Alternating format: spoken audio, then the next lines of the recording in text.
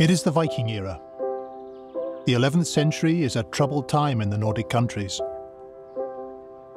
A struggle is taking place between old and new, between the medieval and the Viking eras. Thanks to a unique discovery at Broby Bro in Täby, we are about to meet a Viking-era woman who is at the very centre of events. Her name is Estrid. It all begins when an entire Viking-era cemetery is discovered during roadworks at Frestevegen in Täby. One skeleton is particularly interesting. It belongs to an older woman who was buried with high-quality grave goods, amongst other things, weights for a set of scales. Scales were used in trade and are not usually found in women's graves. They are a symbol of power. When they discover that she is the only woman in the cemetery bordered by runestones raised by a certain Estrid, the archaeologists realize who it is they have found. The runestones tell the story of Estrid's life and that of her family, the powerful Jarlabanka dynasty, who come from Täby in the so-called Runriket, the land of runes. Nowhere else in the world are there as many runic inscriptions as here. Many still standing where they were first raised. Estrid's relatives put up so many stones that we are able to produce their entire family tree, that of the powerful Jarlabankas, with their help. Their most famous family member to date is Estrid's grandson, Jarlabanka.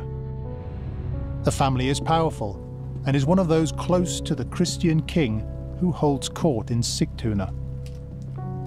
Sweden doesn't really exist as yet, but there are those who want to build a Christian kingdom with one god and one king, a realm that can approach medieval Europe, and the Jarlabanka family is among them.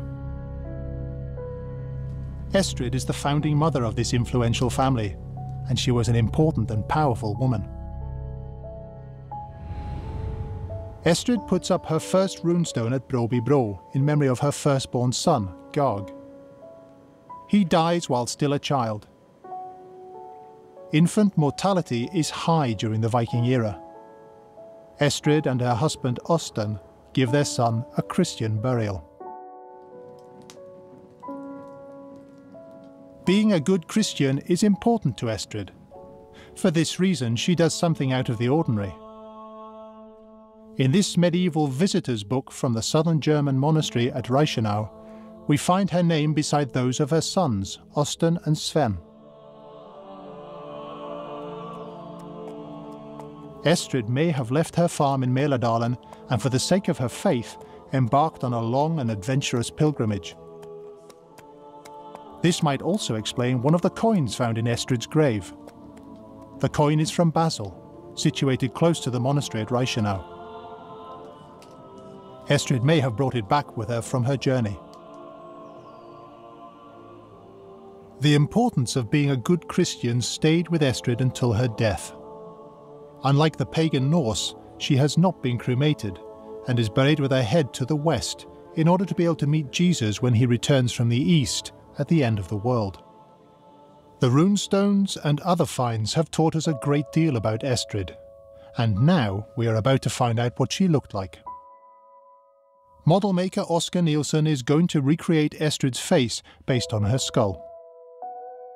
The method he is using is employed by police forces in a number of countries to identify crime victims. The facial muscles are built up layer by layer until the face is revealed. Oscar finishes by adding a silicone mask to which he applies makeup. Estrid is complete. The reconstruction is on display in Täby.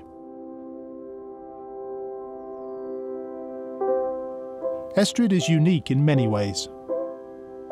She is a polar opposite of our usual idea of the Viking.